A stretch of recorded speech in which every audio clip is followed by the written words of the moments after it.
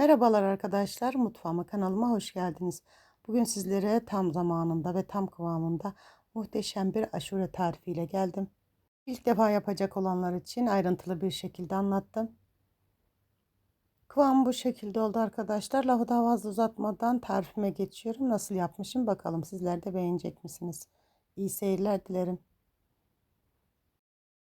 Öncesinde bir su bardağı nohudumu ve bir su bardağı fasulyemi ayrı tabaklarda olmak şartıyla bir gece öncesinden ıslatmakla başlıyorum.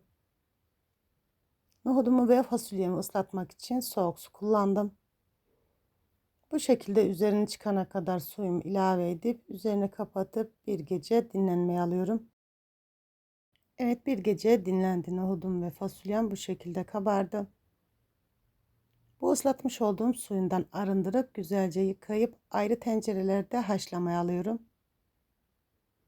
Yine üzerine çıkacak kadar su ilavesi yapıyorum. Bu koymuş olduğum su miktarı önemli değil arkadaşlar. Haşlandıktan sonra tekrardan bu suyumuzdan süzeceğiz. Evet, nohudumu ve fasulyemi hazırladım. Aşurelik buğdayımı da yine aynı şekilde kabıma alıyorum. Ben bu tarifim için 3 su bardağı aşurelik buğday kullandım. Buğdayımı güzelce yıkadım. O suyundaki bulanıklığı gidene kadar yıkama işlemine devam ettim. Güzelce yıkamış olduğum aşurelik buğdayımı tencereme alıyorum ve üzeri çıkana kadar su ilavesi yapıyorum. Ben bu tarifim için toplamda 5 litre su kullandım arkadaşlar. Ara ara göreceksiniz. Evet, aşurelik buğdayımı da büyük bir tencereme aldım. Ocağımın altını yaktım ve üzerine aşağı yukarı 2 litre kadar suyumu ilave ettim ve haşlanmaya bırakıyorum. Aşurelik buğdayım haşlanırken bu şekilde üzerine biriken köpükleri alıyorum. Aşurem daha parlak olacak. Mutlaka bu köpükleri almaya özen gösterelim. Aşurelik buğdayımı büyük göz ocağımda kaynatıyorum. Diğerleri orta göz ocakta kaynıyor. Ara ara karıştırıp bu şekilde üzerine biriken köpüklerini alıyorum. Evet arkadaşlar, aşurelik buğdayımı ve nohut fasulyemi toplamda 1 saat kadar kaynattım. Görüyorsunuz, güzel bir şekilde haşlandı. Haşlanmış olan aşurelik buğdayıma tekrardan su ilavesi yapıyorum. Aşurelik buğdayımın suyu çektikçe üzerine su ilavesi yaptım. Videomu uzun tutup sizi bunaltmamak adına kısa kısa geçiyorum. Haşlanmış olan nohut ve fasulyemi suyundan arındırıp yıkayıp kaynamakta olan aşurelik buğdayımın üzerine ilave edeceğim. Aşurelik buğdayımın üzerine 2 litre suyumu ilave ettim. Kaynamaya bıraktım. Aşurelik buğdayım kaynarken ben de içerisinin kuru yemişlerini hazırlıyorum. Ben bu tarifim için toplamda birer su bardağı olacak şekilde sarı üzüm, kuş üzümü ve ince ince doğramış olduğum kayısı kullandım. Yine birer su bardağı olacak şekilde fındık, yer fıstığı ve kaju ilavesi yapacağım. Yine ayrı ayrı tabaklara almış olduğum malzemelerimin üzeri çıkana kadar ıslatıp 5-10 dakika beklemeye bırakıyorum.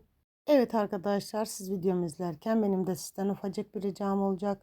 Sizinle ilk defa bu videoda karşılaşıyorsak bu ve bunun gibi güzel tariflerim için kanalıma ücretsiz bir şekilde abone olmayı ve yepyeni tariflerimden haberdar olmak için bildirim zil sesini açmayı unutmayın lütfen. Kanalımın büyüyüp çok güzel bir yerlere gelmesi adına sizin desteklerinize çok ihtiyacım var. Ve ben sizin destekleriniz sayesinde kanalımı büyüyüp çok güzel bir yerlere geleceğine gönülden inanıyorum. Videomun yorumlar kısmına tarifimle ve kanalımla alakalı görüş ve düşüncelerinizi bildiren olumlu olumsuz yorumlarınızı bekliyor olacağım. Ayrıca beğenmiş olduğunuz videolarımı sosyal medya hesaplarınızdan dostlarınızla ve arkadaşlarınızla da paylaşarak bana destek olabilirsiniz. Şimdiden destekleriniz için çok ama çok teşekkür ediyorum. Evet, bu şekilde kaynamakta olan aşurelik buğdayım üzerine biriken köpüklerini aldım. Tekrar şöyle güzelce bir karıştırıyorum. Karıştırmış olduğum buğdayın üzerine yine 1 litre suyumu ilave edeceğim. Suyumu ilave ettikten sonra kaynamakta olan aşurelik buğdayın üzerine güzelce yıkamış olduğum nohut ve fasulyemi ilave ediyorum. Bu şekilde de aşağı yukarı bir 20-25 dakika haşlanmaya bırakacağım. Ocağımın büyük gözünü kullandım arkadaşlar. Bu şekilde eriğe batırmış olduğum karanfillerimi de ilave ediyorum. Ve rendelemiş olduğum bir adet portakal kabuğu rendesini de ekleyip güzelce karıştırıp aşağı yukarı 20-25 dakika daha kaynamaya bırakıyorum. Evet, güzelce kaynadı. 20-25 dakikanın sonunda içerisine atmış olduğum karanfillerimi çıkartıyorum.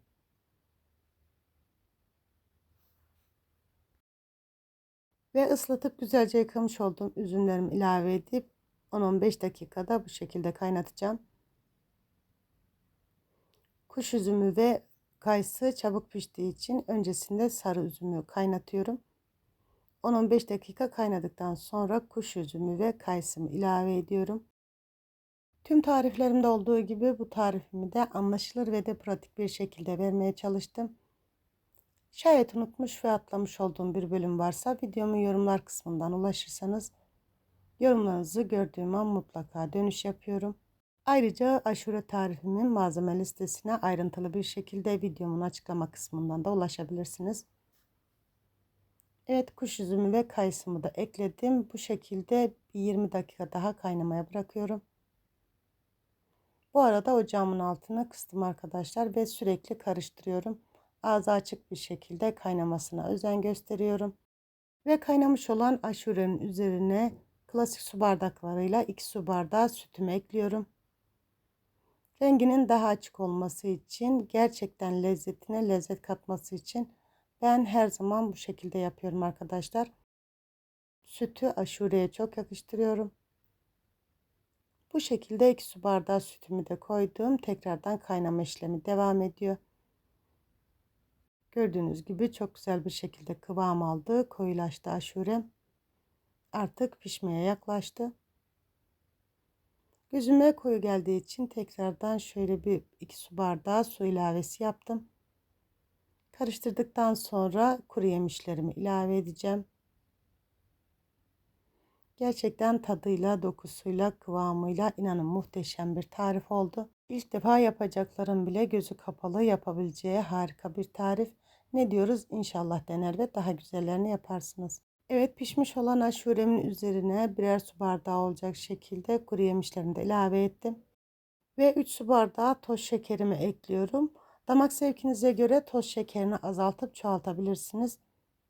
Ben bu şekilde 3 su bardağı eklemeyi tercih ettim. Lezzeti, tadı da güzel oldu gerçekten. Tekrardan şöyle güzelce karıştırıyorum. 10-15 dakikada bu şekilde kaynatacağım. Tam da bu esnada yıkamış olduğum kabuk tarçınımı ilave ediyorum. Güzelce karıştırıp aşuremi kaynamaya bırakıyorum. Ben toplamda aşuremi 3 saat kadar pişirdim arkadaşlar. Tabi ocağınızın durumuna göre, kullanmış olduğunuz bakliyatların tazeliğine göre pişirme süresi uzayıp kısalabilir. O yüzden kontrol bir şekilde pişirmeye özen gösterelim. Evet, bu şekilde aşurem pişti. Servise hazır. 5-10 dakika dinlendirip servise geçeceğim. Evet arkadaşlar, siz aşuremin son halini izlerken ben de size veda edeyim.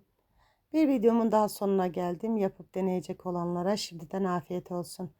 Girmiş olan Muharrem ayımızın hayırlara vesile olmasını temenni ediyorum. O kıymetli vaktinizi ayırıp beni izlediğiniz için çok ama çok teşekkür ederim. Yepyeni videolarda görüşmek üzere.